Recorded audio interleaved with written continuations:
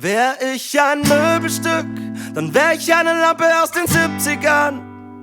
Ich glüh gern vor, ich geh gern aus, mir haut's die Sicherungen aus. Wär ich ein Möbelstück, dann wär ich eine Lampe aus den 70ern.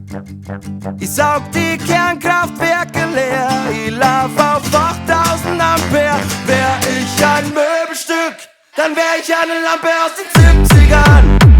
Ich glüh gern vor, ich geh gern aus, mir haut's die Sicherungen aus. Wär ich ein Möbelstück, dann wär ich eine Lampe aus den 70ern. Ich saug die Kernkraftwerke leer, ich lauf auf 8000 Ampere. Ich hab einen Wackelkontakt. Fußroder, Ich hab einen Wackelkontakt. Fußroder, Ich hab einen Wackelkontakt. Fußroder, Ich hab einen Wackelkontakt. Fußroder. Ich bin nicht so helle in der Kapelle, ich bin retro. Ausschauen du, ich geht so. Pietro Lombardi ist ein Intelligenzbolzen gegen mich, aber hin und wieder flackert bei mir oben auch ein Licht. Und das ist geil so, ich steh gern auf der Leitung. Mein Birndl leidet öfter mal an Spannungsüberschreitung. Gleichstrom, Wechselstrom, Highway to Hell.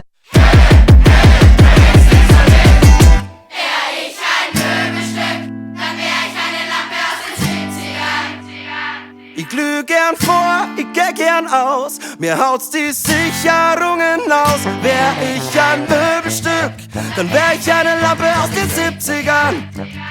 Ich saug die Kernkraftwerke leer, ich lauf auf 8000 Ampere. Wär ich ein Möbelstück, dann wär ich eine Lampe aus den 70ern. Ich glüh gern vor, ich geh gern aus, mir haut's die Sicherungen aus. Ich hab einen Wackelkontakt. Fußroder, Ich hab einen Wackelkontakt. Fußroder, Ich hab einen Wackelkontakt. Fußroder, Ich hab einen Wackelkontakt. Fußroder. Und wenn ich feiern geh, feier ich mit Lampen aus die 60er Jahr. Die klirren nur länger vor, die gingen öfter aus. Da haut's die Sicherung ganz sicher aus. Wär ich ein Möbelstück,